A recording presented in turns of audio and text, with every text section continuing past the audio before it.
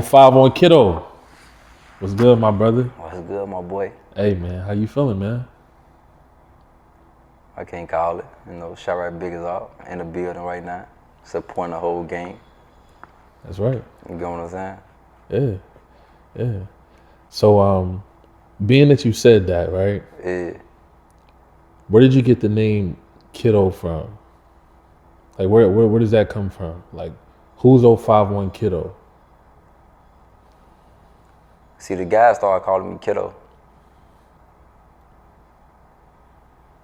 Then they started calling me Kiddo the Driller. 051 Kiddo, came about when I got out of jail. But my original name is Kiddo the Driller. Them are the names that everybody really, really know. 051 Kiddo really came about when I got out of jail after doing 10 years. Okay. Yeah.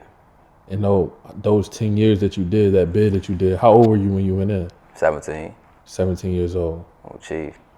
Walk me through what it was like being a 17-year-old kid from Chicago, living in the inner city, South Side Chicago.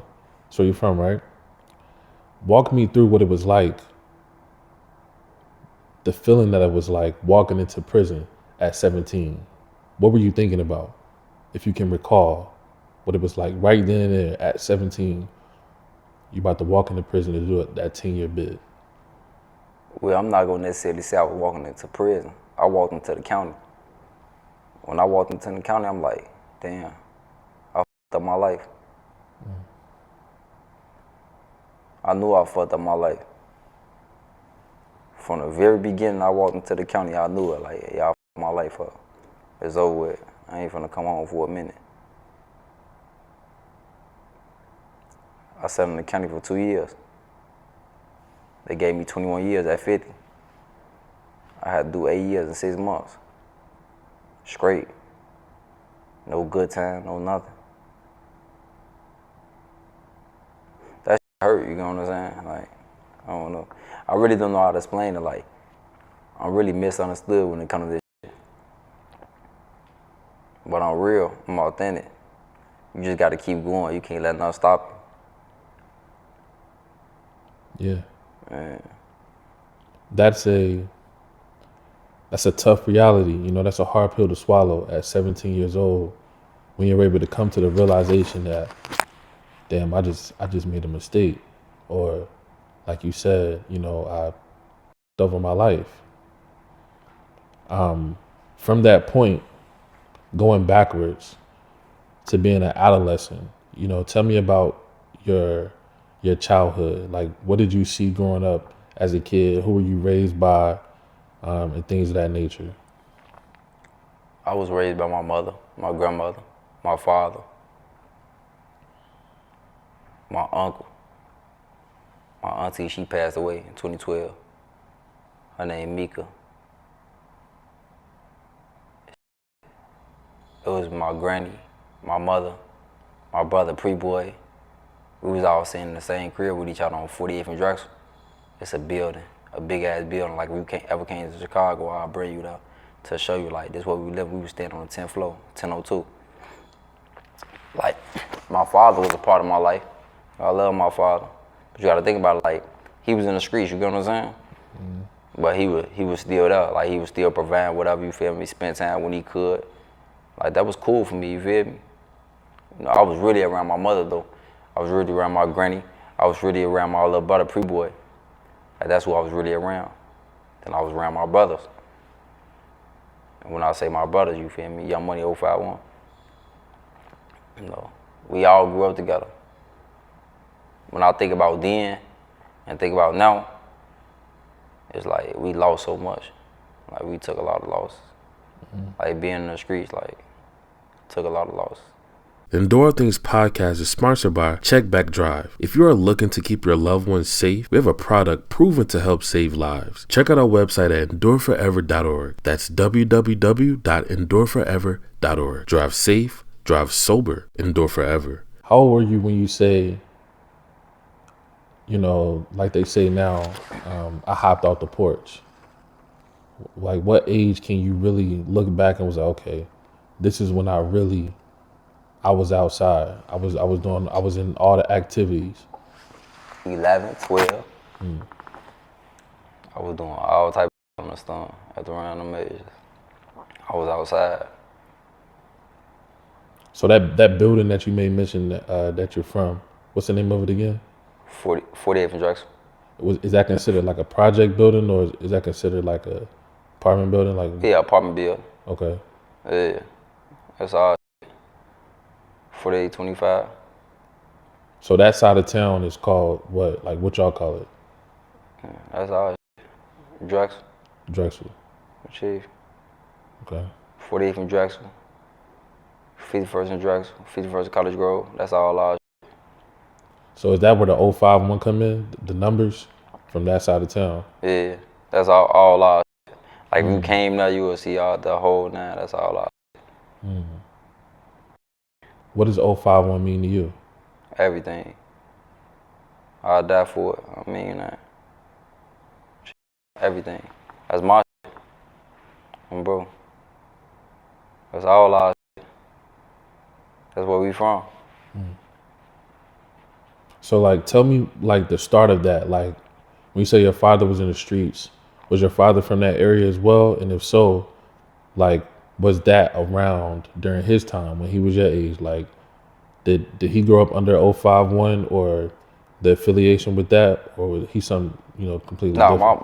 My father on the other side, I'm not gonna speak upon like where he actually from. You know what I'm saying? It ain't for the world to know, you feel me? But my father, he from the other side, from where I'm from. You know what I'm saying? Like my father, like that's who I look up to. That's who I ever wanted to be like right now today. Like I just want to be just like my father. Like no matter the situation or circumstance, I love my father. My father, that's my boy. Like he really taught me everything that I know. So like maybe that's why I wanted to be in the streets, because of my father. My father was in the streets. He got all the love. He got all the money. He had the cars. He had the cribs. He had everything any nigga like wanted and needed in life. So I wanted the same. I wanted to be like my father. I love my father to death. Can't nobody tell me nothing about my father, you know what I'm saying? So, like, that's who I look up to. That's my big homie. Like, I don't got no big homies. I got my father. I got my brothers. I got myself. So right now today, if anybody, would you say anybody, who can correct 051 Kiddo? Who can put you in check? Who can, speak to you and put you in line whenever, if you was out of line or things of that nature? Would you say it would be the only person that could do that would be your father? Yeah, my father. Yeah. My father, like, that's just naturally him. Yeah. If I'm doing something wrong, he gonna tell me, hey, look, nigga, I'm gonna tell you this. I don't wanna agree with none of that. Like, sit your ass down, be smooth, shorty. You know what I mean? My father, like, he the one that's gonna really, really, like, lay the lick down. The guys, too, though. Yeah. Like, if I'm in the wrong, I'm doing something wrong, I'm moving rocky, they gonna let me know, hey, look, we ain't with none of that shit, go ahead. Like, go sit your goofy ass down, you know what I'm saying? And, like, if they right, you gotta listen, you gotta take heed to it. Yeah. Even if they wrong, you still gotta listen and take heed to it. Like, be happening in these streets, you know what I'm saying? Yeah. You gotta listen. Like, when you don't listen, that's when it's gonna happen. That's a fact. I think fathership is important, and more so within having a father, the inspiration that you see when a young king or a young child can look up at his father and be like, I want to be like that. And you aspire to be that, If you don't mind me asking, where's your father? He's still alive? Yeah. Okay. How's he doing these days? Yeah, he's great. You said he considered like an OG. Yeah, honcho. In the game. That's my dog. He's great. What's the word you said? Honcho? Yeah, honcho. Yeah. Oh, he a head honcho. Yeah, he a honey. Okay, yeah, that's okay. my boy. Okay. Yeah. That's what it is. So he got like a respected name around in Chicago. People know what's happening. Yeah, they know what's going on. That's my dog. Yeah. Okay. Motherfuckers know what's going on. That's what's up, man. My father used to be rich as hell. Yeah. Is he around, like, Yeah, still in Chicago? No, he ain't in Chicago though. No, he changed his life for the better. You know what I'm saying? That's exactly what I'm trying to do. I'm following my father's footsteps. Okay. That's big time. Yeah. My father changed his life for the better. I'm changing mine. Like, this life, I don't know. I don't want to live this life no more. Like, this shit not it, you know what I'm saying? Jail, dead, leaving out of your life. Like, all that shit hurt. That shit make a motherfucker want to cry, you feel me? Right. That shit not it, gang. Like, a motherfucker will tell you they love you, wake up one morning, week later, month later, it could be a year later, 5 years later, motherfucker don't even show you the same love that they showed you in the beginning. That shit hurt. Like, when I love motherfuckers. I love motherfuckers to the death of me. That's my downfall. I accept. Motherfucker do me wrong, I accept you. You do me wrong again, I forgive you again, accept you again. That's my downfall, gang. Chill. Yeah. When you think about that shit hurt, gang. I be tired of motherfuckers leaving out of my life, gang. Yeah. That shit not it. Like, how could you just be a part of somebody's life? Tell them you love them. Tell them you care about them. Tell them, like, yeah, I'm gonna beat up for you. You just gonna leave. I don't get it. Right. Bro. So when you were 17 and you did that 10-year bid, was that your first time going to jail? No, I've been to jail a couple of times before that. Right. Just a couple, though. Not that many. All been for serious cases. And so during that 10-year bid, take me through a day in the life for a 051 Kiddo while you were doing that 10-year bid. You know, if you can recall, if you can think back of, like, okay, this is kind of the mentality that I was in. This is exactly what I was doing, like, from the morning to when you about to go to sleep. So you could take me through a day in the life during that time. I really don't know how to explain that 10 years. It's like breakfast, lunch, dinner, shit pissed, come out for the day room. You around all type of different personalities every day. They flipping that bitch every day. So my experience when it comes to that jail shit is like unexplainable. I don't even know how to explain that shit. That shit like,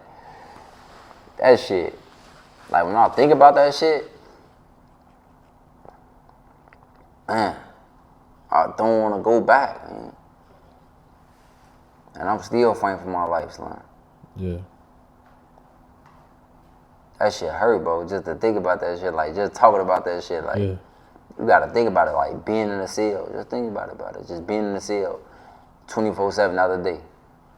How you would feel if you was in the cell 24/7 out of the day? And you asked me the question, but I just gotta ask you that one question. Yeah, if I had to answer that, bro, I would say it'll put a spirit on me. It'll change me. It'll change my mentality. It'll change the way that how I treat people, the way that I feel like a person is about to treat me. It's one thing to grow up in the trenches, grow up in the projects, and you in harsh situations and conditions that you gotta accept. But it's another thing to be in a cage where you can't maneuver at any time you wanna do something. You get what I'm saying? I get exactly what you're saying. So, but I never been there. So me asking you that question is kind of like, I want to see, you know, just like a day to day, because that'll change the trajectory of the rest of your life, how you view things, you know? And they say some of the most smartest, intelligent, toughest, realest people are in prison, in jail, especially from our race. It is. That's no place for our kings to be at, because there's so much hidden talent and gems in there, you know? So being in that situation, I commend anybody that did a bid. You know, even for a year. Because you could lose your mind in there. At any point, did you ever feel like you was losing your mind? Hell yeah. My man lost. I lost my mind. Oh, bro. Hell yeah. Yeah, bro. Jail made me worse, bro. Jail didn't make me a better person. Jail made me worse, gang. Now, that's interesting that you say that because there's people within our race or just in the world that'll say, send him to jail, lock that nigga up, he'll come out a better man, right? One individual that's needless to say, but I'm gonna say his name because he's always going viral, Charleston White. We all know Charleston White. We know that. They'll say, or he'll say things like, the best thing for a nigga is to send him to jail, lock him up. He'll come out reading the Bible or reading the Quran, and he'll come out with morals and principles and things of that nature. But when you think about the psychology from being in a room with another man, men in general, all day, every day, and you don't have freedom. You don't have liberty. Nothing. Nothing. Nothing. The white man control you. So how that's making you better? As a black man, that's not making you better. Putting you in a cell, feeding you 3 times a day. You gotta, like, shit and piss at the same toilet. You can't even come out this motherfucker. Like, I'm not even trying to speak upon Charles and White. You know what I'm saying? Yeah. He not us. He not you. He not me. Like, he for the white folks. So we just gonna leave it at that. You know what I'm saying? You know, I'm not no racist. Like, I just want to make that clear. But like when you in prison, they racist. Like that's what the world have to know. Like when you in prison, they racist. You know, you have them ones that show the blacks love, that love the blacks. But that's weird, gang. They racist. Them white folks treat you like shit. They treat you like you ain't nothing. They treat you like you a nobody. I don't give no fuck how famous you are. I don't give no fuck who you are. I don't care how much money you are. They working 9 to 5. They broke as fuck. But they come to work. They a brewer, they a third. They treat you like shit because they going through shit. You know what I'm saying? So that's the type of shit that I have to experience every day. Like that's the type of shit that I was going through because of my color. They don't know how strong this color is. They hate this color, man. Like they hate that shit. You know what I'm saying? The system, the jails, that's why they quit to lock black motherfuckers up. They hate this color. Yeah. They killing us. They hate this color.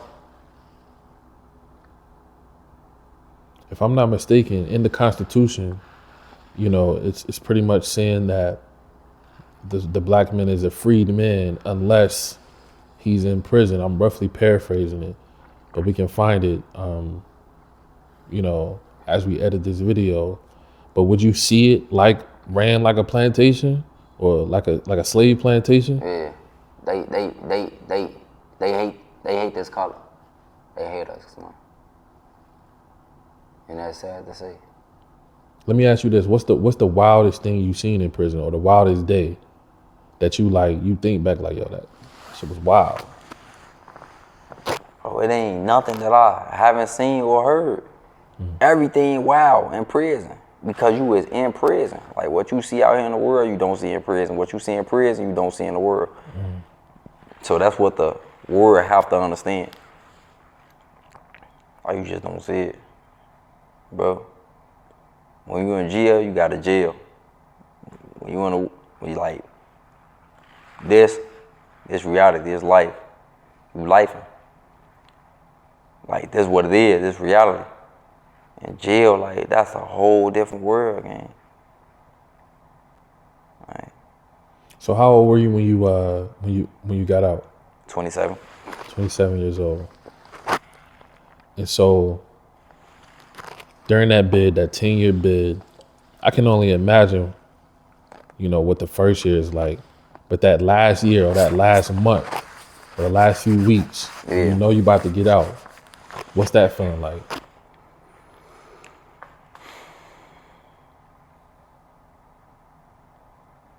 To be honest, I was sleeping too much. I really don't even know what the feeling like. I just wanted to go. I was tired. Sometimes I feel like I want to die. That's how I felt. I used to feel like that a lot.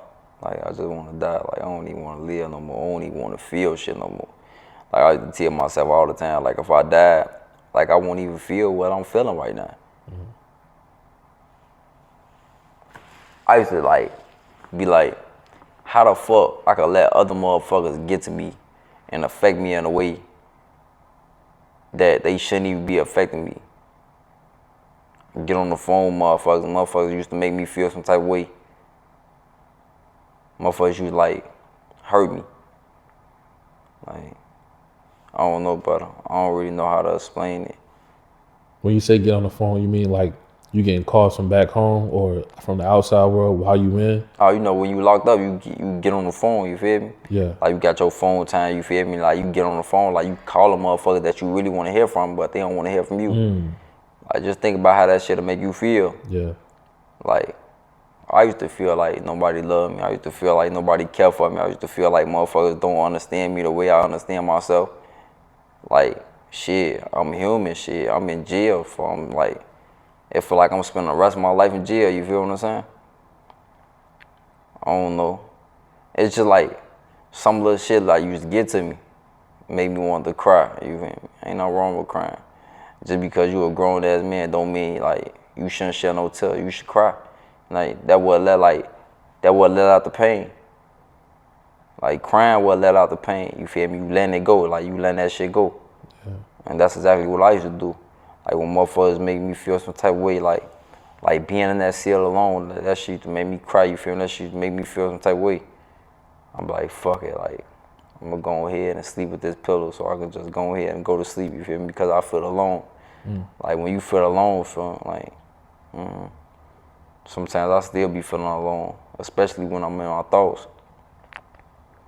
You can have somebody that love you unconditionally, that care for you a lot, but that shit just still be, you experience that jail, that shit still be having you feel like you alone. Yeah. Yeah. So when you say things like crying and letting it out, getting it out, that's a form of, in my opinion, that's a form of physical, mental health, because to the point of letting it out, you're releasing, what's inside. Yeah. And a lot of our people, we don't really know how to necessarily articulate or speak about how we feeling or situations that happen to us. So Black people in general have to understand, especially Black men, about releasing, bad energy that was deemed to us.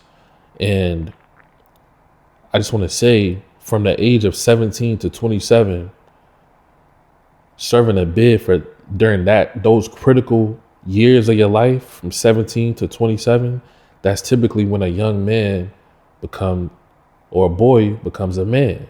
17, what kids are normally doing, they going to prom, and in high school, losing their virginity, about to start a career or something, or go to college or whatever, what have you. The 2021, you out here experiencing life, having girlfriends, courting, dating females, probably meeting the love of your life. 2026, you start getting money, things of that nature. But from 17 to 27, when you're locked in a cage and you're not able to experience life or living, people don't really understand the mental aspect of what you're actually going through. So when people are calling from home or not answering or, not wanting to give you motivation on the inside, that'll put a spirit on you, to make you numb, as I can see and hear things that you're saying. Yeah.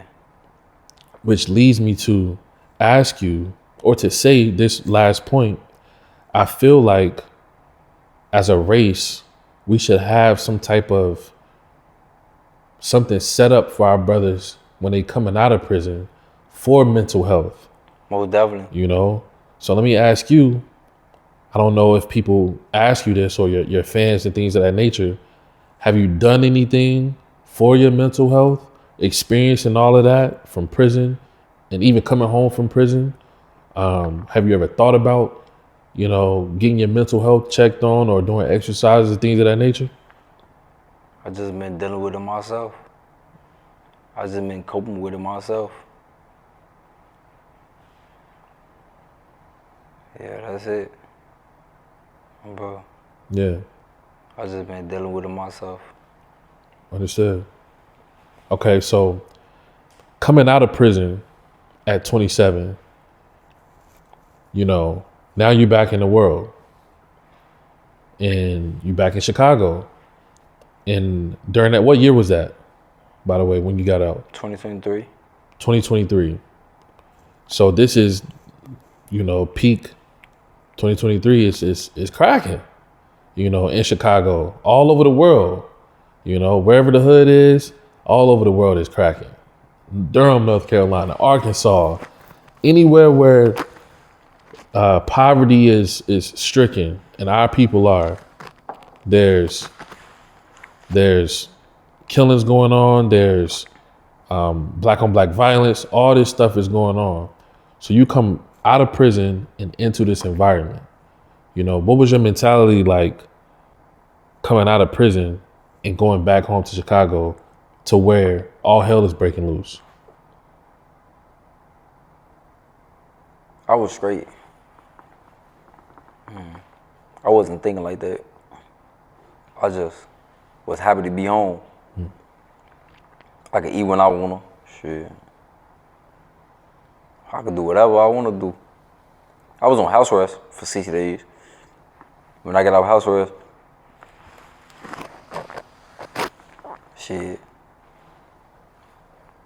I hit the ground running. I'm like, fuck it. Like, this what it is. Like, I gotta get to this money on, you feel what I'm saying? I can't be doing no playing. That's exactly what I did. Like, I got to that shit, I got to that money. Like, I wasn't trying to talk, I wasn't trying to do none of that, you feel me? Got cribs, got cars, I did what I was supposed to do. Yeah. Is that when you started rapping, or were you rapping when you did your bid?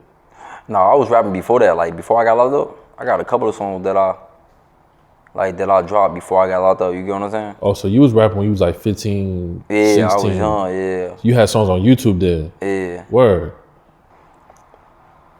So your first song was that you can remember that started picking up traction was what? Do you recall? I'm looking it up right now. You know how these phones is. That's a fact. You can find anything with these phones.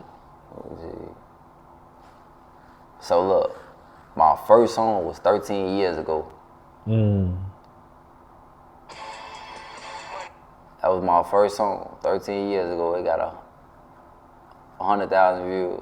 Your first song on YouTube got 100. Whoa. It was 13 years ago though. Yeah. You feel what I'm saying? Like,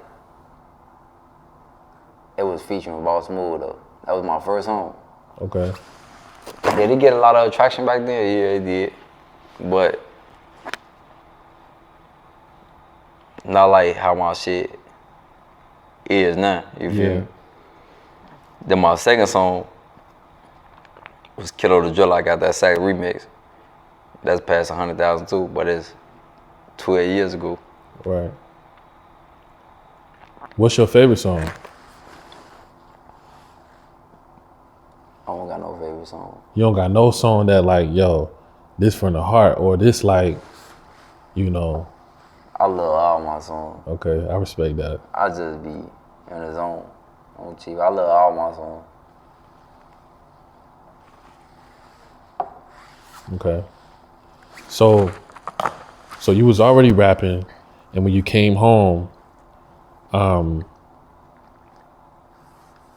you knew you were gonna get back to the studio. I knew I was gonna start rapping. Yeah. I knew it. It's crazy. I was talking to a motherfucker. I ain't gonna see his name though, but I was talking to a motherfucker who was next door to me in Menard Correctional Center. And I'm telling him like, boy, I'm finna do 100,000 a day. Like nigga, I'm telling you, nigga, I'm a hot nigga. I'm finna do 100,000 a day to my bro. I'm telling you, you ain't finna do no 100,000 a day. You gonna do like 15,000. That mean like, you know, motherfuckers in your circle and probably a couple more hoods listening to you, but you ain't finna be getting no 100,000 a day. Right. When I came home, you know, I spoke that shit to his. That's a fact. I was doing 100,000 a day. One day. So I don't be getting no fuck like about no views and none of that shit, but I was doing 100,000 in a day though. Like on everything that I dropped. It wasn't nothing that I wasn't dropping that was doing 100,000 a day. Like I know that feeling, you feel what I'm saying? I know that feeling, like yeah, all the attention on him. Like he that, you feel me? Like I know that feeling, but that shit don't get to me though. I don't let none of that shit get to me. I'm the same nigga every day. Like I don't let no fame get to me. I don't let no internet shit get to me. I don't let nothing get to me. I'm him. And I move accordingly. That's what it is. And like it ain't nothing else to it. You know what I'm saying?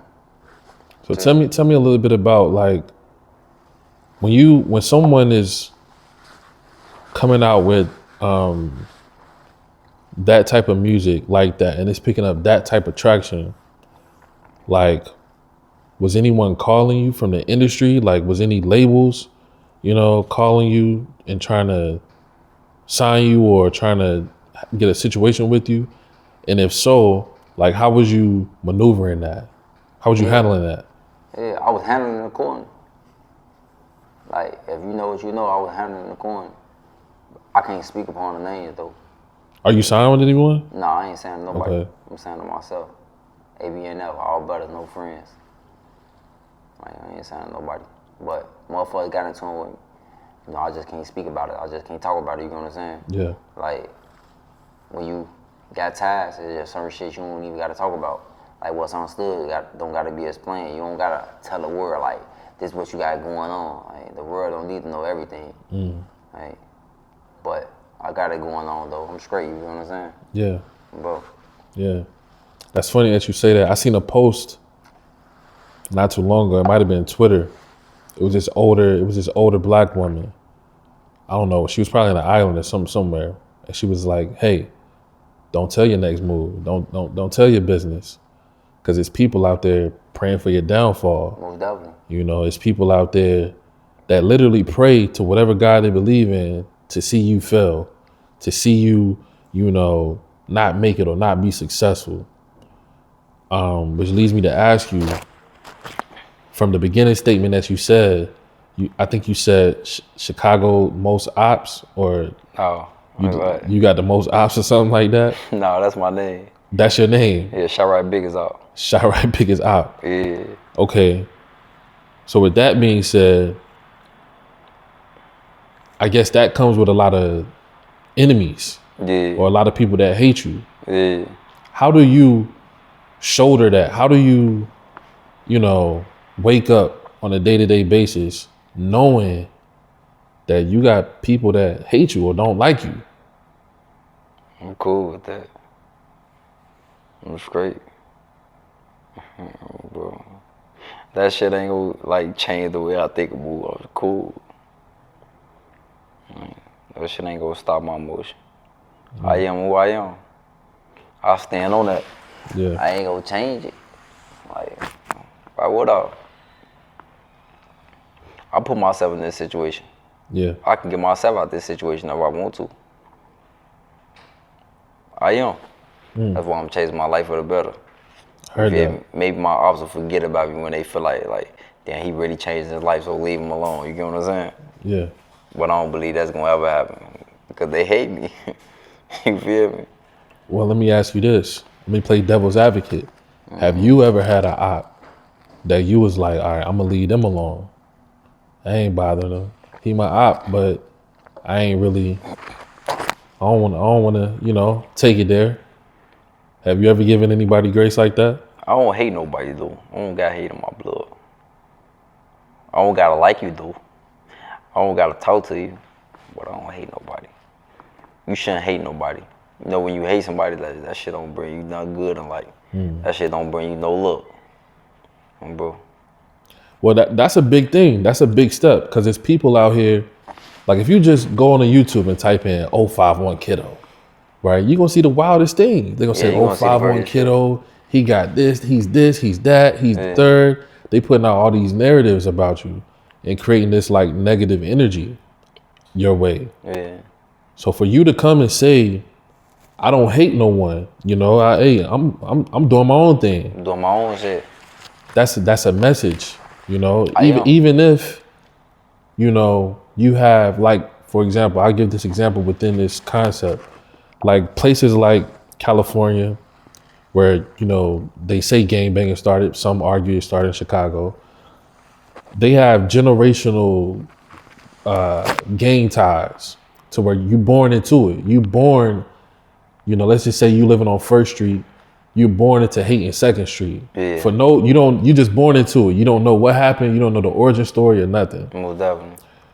So for you to say, you know, I don't have no hate in my heart, I feel like for me, that's a message to people that you may be into it with. Like, hey, look, we don't really got to commit no casualty towards one another. We don't really got to take it there. It's 2025. Most definitely. We black. No, but it's fuck them though. I just told you I don't like them. Yeah. I don't hate them. I just don't like them. It's fuck them. Well, that's it. You know what I'm saying? They'll never be able to talk to me. They'll never be able to link with me. I'm not a Blazer dog. I'm not linking up with nobody that I don't supposed to be linking up with. I don't got time doing none of that. You feel what I'm saying? I'm just doing me. So let me ask you this. I'm also going to play devil's advocate. Let's do it. If you're saying you have no enemies, or you don't hate nobody, not you don't have no, you don't really hate nobody, but it's fuck them, you know, that's kind of confusion. No, it's not. Just because you say fuck somebody don't mean you hate them. Okay. You know, you gotta, like, if you had a dictionary right now, you look up hate. Yeah, clear this up for us. I'm gonna clear it up. Okay. If you had a dictionary right now, if you look up hate, you feel me, you're gonna get the definition of hate.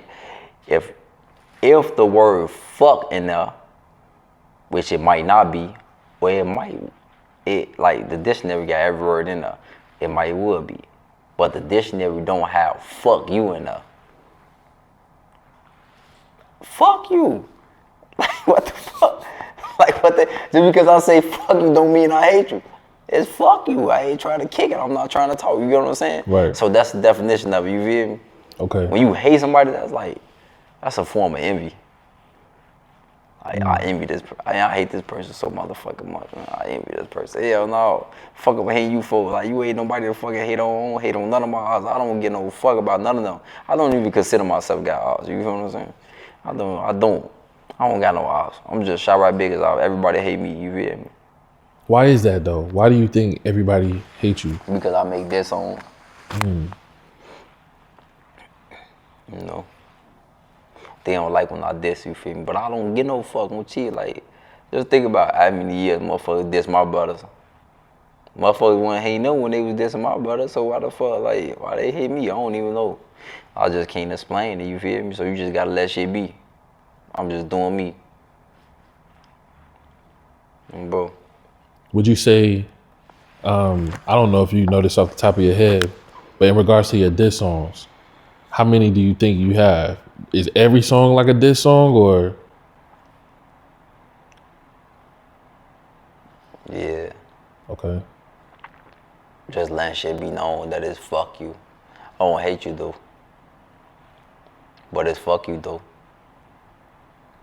Yeah, like you gotta, yeah, fuck you. So let me ask you this. So with the diss songs, would you say that this is not necessarily you being an antagonizer, meaning you starting it, but you more so responding to what's being done to you? Because I don't see I'm you responding to what's being done to the nation. Like, if you diss one of mine, like, I got the right to diss one of yours. Why not? Like, that shit don't even make sense. Like, what the fuck? Like, if a motherfucker diss you right now, like, what you gonna do? I just wanna do. That's a question to me. That was my second question. And you supposed to be asking me the question. Right. That is your second question. I'm paying attention. I'm gonna answer it. Let's do it. So somebody diss me right now. I live by the code and ethics and the laws and commands. I'll tell this. I normally don't really, share this on camera, but I'll be honest. This the Endure All Things podcast. We real up here. Let's do it. So I live through the code and ethics and the laws and commands of the Bible. And when I say the Bible, I'm talking about the Black Bible. I'm talking about a book that was written by our ancestors who were so-called black people. When you really do the history, we actually the Israelites, the Jews. We the people that set up structure in the earth. We the chosen people, if you will. And so in our laws and commands, it tells us how are we supposed to deal with our nation, right? Not just the nation of the gang that I'm in or my immediate circle, but my race, that nation. If I could have ops or enemies within my nation, I may have went to this land and he may have done something to my sister or anything go down, especially as so-called black people. And he's now like my enemy, So how I'm supposed to handle that is I'm supposed to forgive that man 7 times. 7 is a number of completion. I'm supposed to turn my cheek to that man. Like if a black man came in here right now and slapped the shit out of me and I don't know what's going on, and I see he not trying to do bodily harm, like kill me or anything like that. I'm supposed to turn my other cheek to him. You want to know why? Because of the post-traumatic slave disorder that we going through as a people, to where I know for a fact of who our true bigger enemy is, our biggest op is. So if somebody came and diss me right now, it's my job to show my race of people on how we supposed to deal with each other as a people, even if you my enemy within my people. You see what I'm saying? Because at some point down the line, I believe we're gonna get it together as a people. But if I continue the hatred that he opposed against me, I'm prolonging that to happen, where we get it together and come in power and rulership. So that's what I would do. And I hadn't always been like that. I was on the other side at one point, growing up in certain conditions, projects, things of that nature. But I was blessed to be able to play basketball and travel and see things differently. So that was a long answer, but that's kind of what I would do, But what you saying, I respect, because you telling the truth.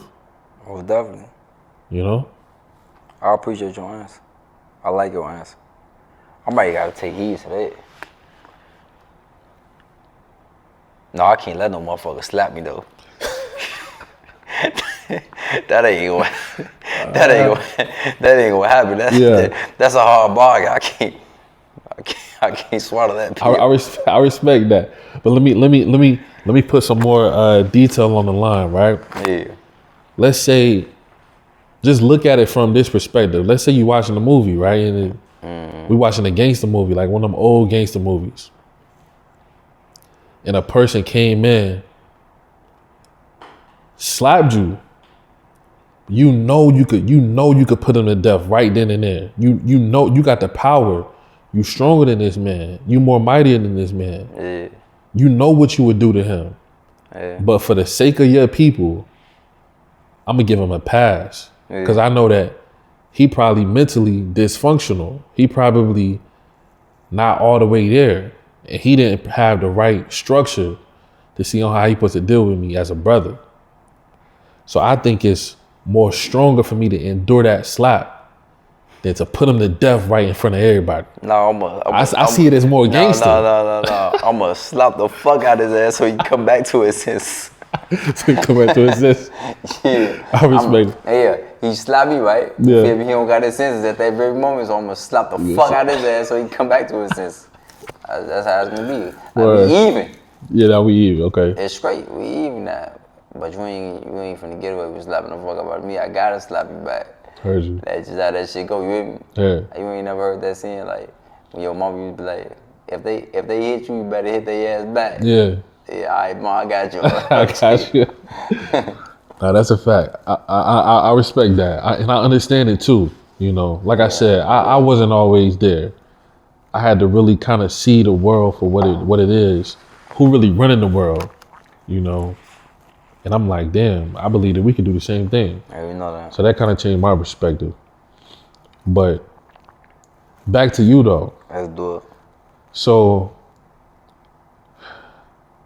I want to put this on the table in regards to the diss songs and where we at with Chicago drill. Not even just Chicago drill all over the world now, drill UK, everywhere. I seen this video. It was a brother from Bone Thugs and Harmony. He was doing an interview, and we're gonna clip this, we're gonna put this in the video. I'm gonna paraphrase kind of what he said. He said that this was like in the 80s, something like that, maybe going into the 90s. He got rounded up, they handpicked him, and they handpicked other people that was in the industry and had like a private meeting with them. And when I say they, I'm talking about the elites of the industry. And in this private meeting, they said, we're about to change the trajectory of music. We want to go a different direction. And we want y'all to be a part of it, so to speak.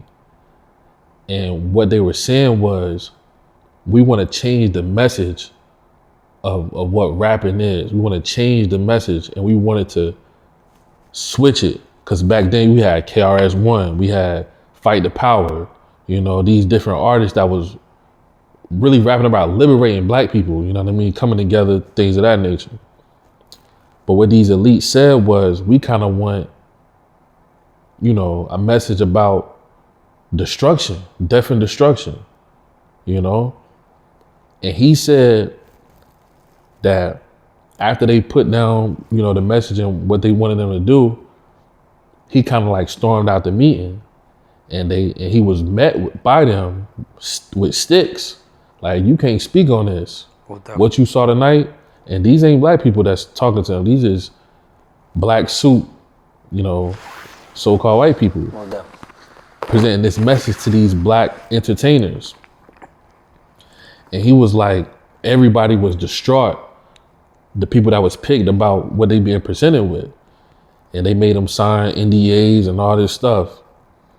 And so he got emotional after seeing that, because he's like, it's now 20-something, 2000 and something, and I'm seeing that plan actually worked. I'm seeing that my people are out here committing death and destruction to our own people when they already planned this years ago for us to not come into power. So I'm putting that on the table because, do you think that it'll ever be a time where, I don't want to speak for nobody else, I want to ask you as an individual man, Yes. where you can repent or stop or take a pause or relax on the diss songs to people from your own race? I'm not dissing no more. I don't make diss songs no more. After I made them couple of diss songs, like, I already decided that I'm not making no more diss songs.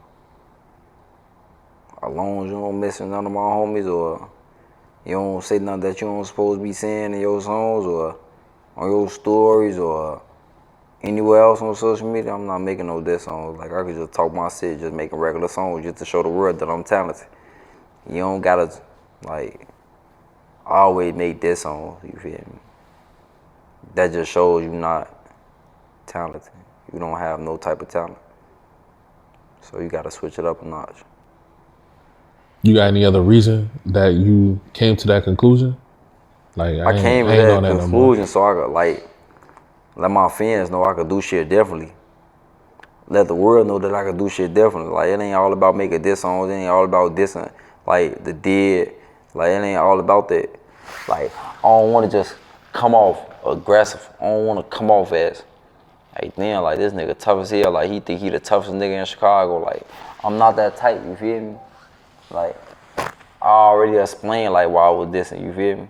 Like motherfuckers dissed our homies for years, and niggas sung along with it. So when I did it was a problem.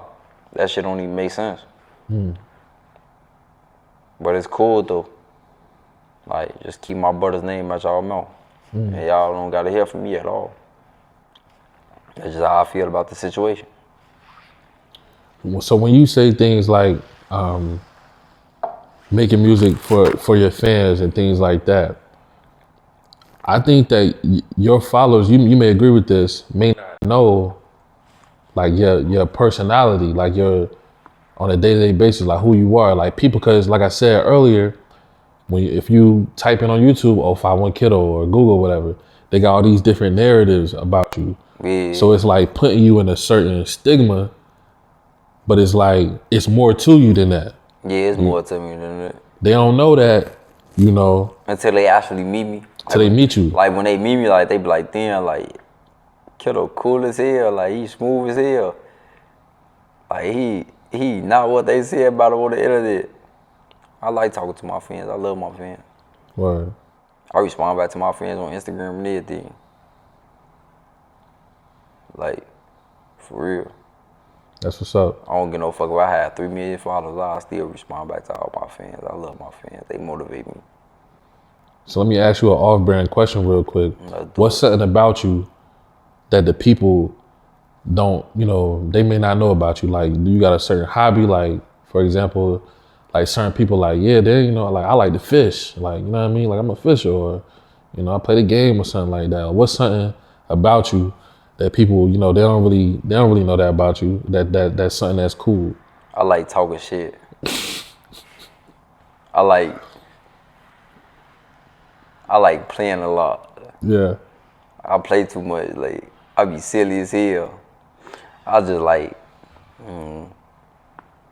they say I don't smile much, but shit, what to smile at? Yeah. If it's a serious moment, just at that very moment. I don't know. Shit, I don't know. I'm silly as hell, though. Word. I'm a goofy sometimes. It be like that. Facts. Okay. I wanted to ask you, you know, about the state of Chicago, like right now, or, you know, your section.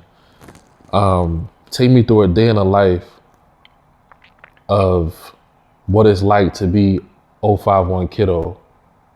And I mean that in like you're a famous rapper, as well as in the Chicago, like, you know, it's anything can happen at any moment.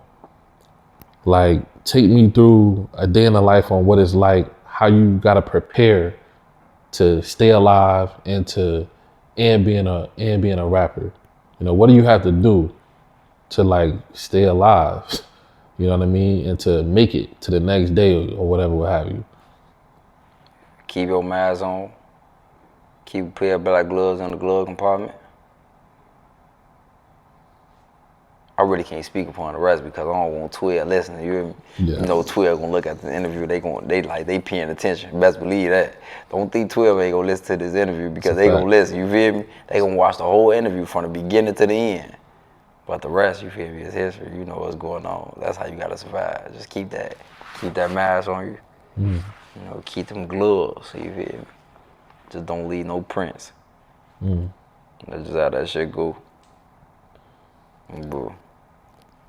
If you could have grown up anywhere in the world, Yeah. if you can go back, like when you in your mom's belly, like, and God came down and was like, where you want to grow up at? You know, and you could choose a life, you could choose your path. Yeah. What would you say to that? I would have came to North Carolina. I heard that. Hey, I like it out here. It's like, it's smooth here. Yeah. It might get crazy, but Yeah. it ain't like Chicago, dude. Yeah, man. It's a lot of land out here, bro. it's a lot of land out here, you know, and Yeah. Chicago got a lot of rich history, bro. Like Most definitely.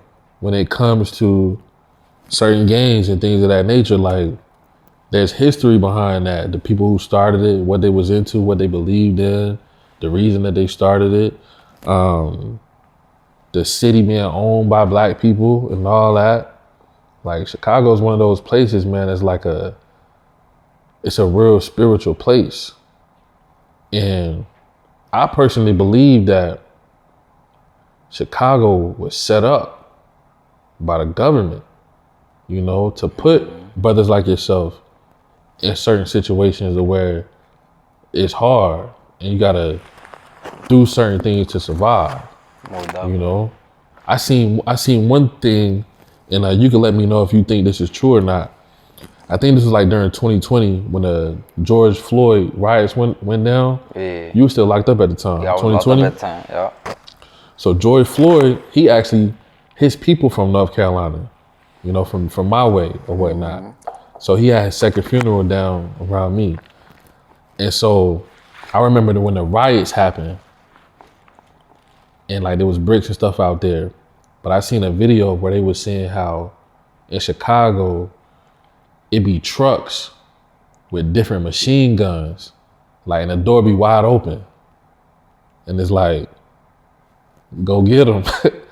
Like, go get the guns. Like, just go, you know what I mean? Yeah. You ever seen something like that? Is that true to where you could just walk outside where it's like a truck with just machine guns and all this stuff, you know? That ain't true? They lying. They lying? Yeah. So you can't believe nothing on YouTube, huh? Hey, you better not be believing that shit. That shit ain't real. It's crazy though, but hold on. I got pushback on that. Yeah. I seen a picture. I can't remember which rapper it was. He might be somebody that y'all into it with or was into it with. But he had this big old like bazooka gun or whatever, like military. I'm like, where the hell he get this from? Yeah, you talking about Rondo 99. Ain't no telling what he got that shit for, you hear me? He didn't get it from his uncle. But it's like, how would you have weapons of destruction like that in a place where y'all grew up? That's kind of what I'm trying to figure out. Ain't no telling how we knew that was in Chicago. Yeah. We don't know. It's the internet. Let's post some shit. We finna say we in Chicago with a rocket launcher. With a rocket launcher. Like, come on, like, you can't believe everything you see on the internet. The internet gonna be the internet. It's the internet. Yeah. So with the internet, you don't really too much engage with the internet. No, Tell me why. I don't know. I just don't like the internet. I always been that way. The internet cool, but it ain't though. You know, people get killed. Fuck with the internet. I'm talking to the wrong people on the internet.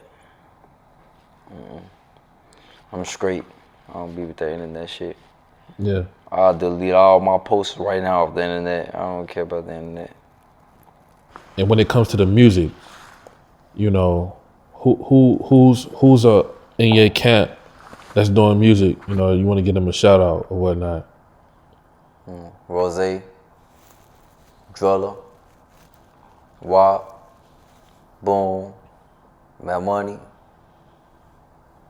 shit, myself. We got BA, got my little brother Pre-Boy. We got Woo, we got Kadon. My brother Stone tried to do some little shit, you know what I'm saying? We got Scrap Game Nut. Yeah, you got a few of the guys, you hear me? Yeah. And so with the music, are you working on some projects? Like what's the goal, you know, to wrap up 2025 or by the end of the year? Yeah, I got a tape coming out. Love songs, pain music, a couple drill songs, yeah. Okay.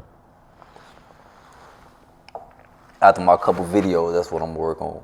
I'm working on my tape. I ain't gonna drop no more. Okay. So I want to ask you. You said something in one interview about how you don't really like you would rather kind of hang out with people that's not on the type of time that you on. Yeah. You know, somebody that's kind of different from you. Yeah. You kind of don't need to be around people that's on the same type of time you on. Yeah. Like, give me a little insight on that, on why you think that is. That's the best way to be. Like, you don't want to be around people like you every day, or you're gonna be in jail or die. Like, that's common sense. Like, damn, I'm around the same motherfuckers that's just like me. I'm already dangerous. I'm already putting myself in situations that I can't get myself out. Fuck, I'm trying to be with somebody else that's just like me. That don't even make sense. You hear me? You gotta think and move the same way. Like, when you live a life. Like, surround yourself around good people. Surround yourself around people that want to see the best for you. Surround yourself around people, like, no matter how you live, and they not gonna judge you. Like, they gonna fuck with you. Like, as long as I'm not robbing nobody, I'm not backdoing nobody, I'm not misusing nobody, I'm not telling motherfuckers something that I don't mean, you feel me? Like, they gonna fuck with me. That's all that matter, brother. That's all that matter. Do you ever think about the future, like where you see yourself in the next 5-10 years? Like, where do you see yourself in the next 10 years? Like, how do you see yourself being, like, as a, like, you know, in your life as a man? Yeah, you can never predict life, though. You can't. Ain't no telling what's gonna happen tomorrow. Shit, I could be a millionaire tomorrow. I don't know what's gonna happen. When you go to sleep and wake up, like, or the day get started, you feel me? But you go on that phone, you don't know what could hit you. You cheat. Really can't predict life. You just gotta just go with it, you feel me? Gotta go with the flow. I know what I want, I know what I need, but just can't predict life, Yeah. bro. When I was doing that 10 years shit, I ain't predict life. I ain't knew like life was gonna be like this. I knew that I want to rap, but I ain't knew I was gonna be like this. Shit. You know. All this that I got going on, you feel me? You know, all I got something planned for me, you feel me? Like, you know, my God watching over me. So I'm just going with the flow. If you had to give a message to your younger self, Yeah. as well as other kids that seen and been through similar things like yourself, what would you say to them and yourself? I love you, bro. I care about you. I'm gonna be there for you to the end.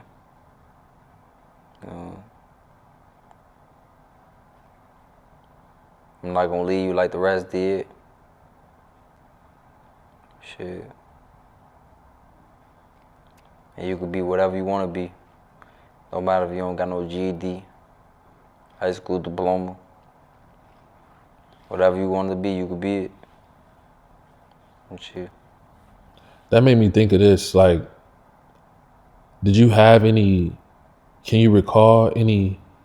Because you grew up in the Chicago school system. Yeah. You know, did you have any teachers that may have given you a lesson or motivation, or that you can remember? It wasn't like that. I don't even remember the teachers when I was going to school. That's how you know, like, it wasn't no teacher that wanted to see me win or motivated me to be something that I really want to be. Shit. But I'm here now, right? Yeah. Shit, I'm straight. I'm making it. That's a fact. You know, Hey, bro. You know, there's people that are watching you. They're watching your growth. You know, you out here putting in work for the different interviews. You getting your personality out there more. You know, people are seeing your development, and it's people out there that's proud of you, bro. You know, Yeah. they see, you know, you're not trying to stay stuck, you know, from where you were or how your situation was entering that situation when you were 17, going to prison, things of that nature. You know, it's people out here that's proud of you.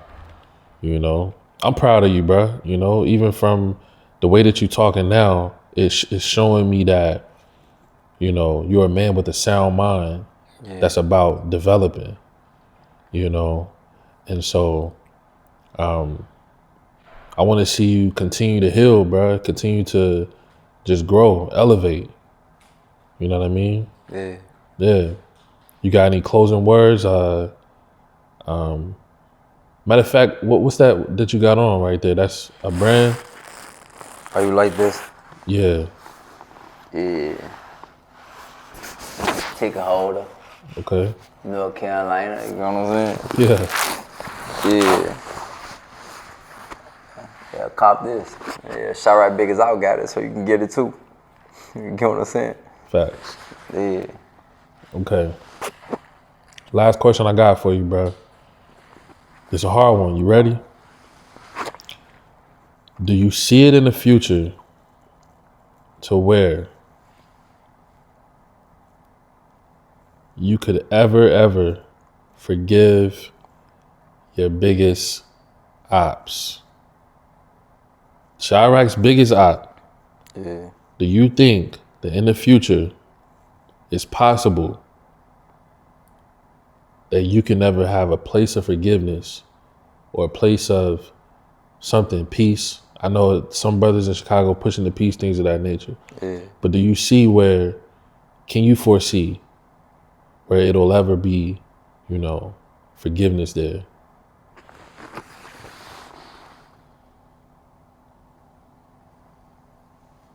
I don't know.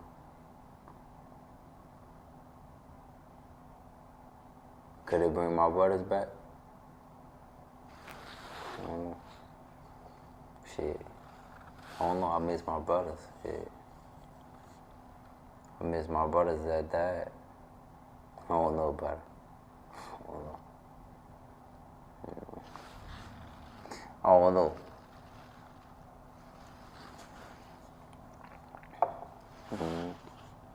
If I could bring my brothers back, yeah. But I know that's impossible, so I don't think it'll be able to happen. Nah, it ain't gonna happen. Let me give you some pushback or give you another perspective. What if your brothers somewhere spiritually waiting, and maybe the brothers that the other side may have lost, waiting for them too, for somebody that's chosen within the nation to make amends for the race? What if that's what's going on spiritually? I don't know how, like, you know, if you're into spiritual things or things of that nature, but what if that's what's going on? Because, like you said earlier, you took a lot of losses. You know, your tribe, your brothers. The other side took a lot of losses too. But think about this though. Think about us as a people. We took, bruh, we got so many losses, bruh. It don't make no sense. It don't make no sense. But what if we can heal each other by forgiving one another, bruh? And you ain't even necessarily got to answer that. I just want to drop that on your spirit, because I know that people from the other side, they may not be there. They may not be ready yet, you know? And I think that all things happen in the time manner that's supposed to happen, you know? But I feel like that message is not just for you, but other side as well. I think it could possibly happen. And with that, bruh, I want to say the people love you, bruh. You know? Yeah. 051 Kiddo.